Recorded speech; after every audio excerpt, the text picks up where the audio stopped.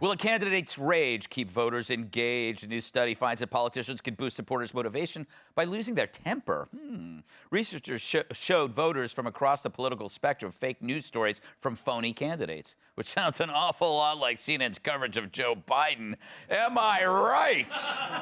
Participants reported that a candidate that showed anger increased the likelihood that they'd attend rallies or vote on election day. Researchers warned that making supporters angry works in the short term, but has the negative long-term consequences of making everyone hate each other. Perhaps claiming voter ID laws are the worst thing since the Civil War could lead to a civil war, which is awesome because I love sequels, Emily. You often curse around the office. Your reputation is that you are just mean to everybody beneath you. So has that helped you in your success? Fake news. While we're on the subject of sequels, I'm really excited for Top Gun 2. Okay, so here's the thing that stood out to me about this poll study is that it also said that people started to mirror the anger they saw in these politicians, and that political angry rhetoric and political furor started to spread, which is what we know, and spread easily.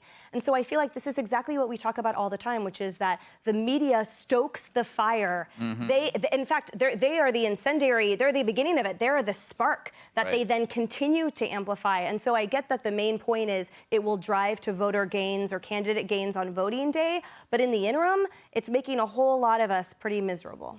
Amen. Tyrus?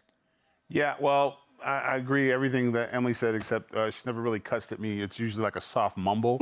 And I go like, what was that? She's like, I'm working, nothing. Of course we like angry politicians because everything we see on the media is angry.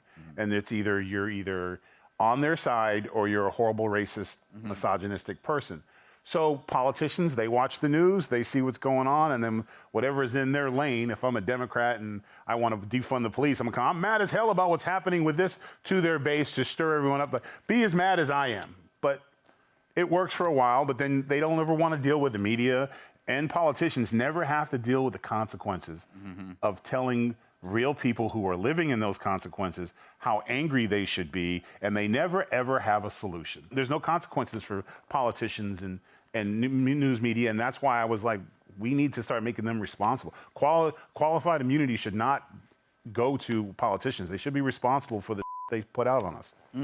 So should maybe news networks. Agree, 100%. I mean, CNN ran 4 years on rage. Yep. Real rage, fake rage, whatever rage. It was good for their ratings. Now that they don't have the rage, I mean, we know where their ratings are.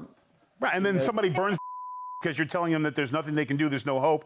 And instead of saying, wow, I think we went too far, it's nothing to see here. Everything's fine. I was surprised about this study, though, because it was conducted in Minnesota, where I've yet to meet an angry person. They're just all passive aggressive.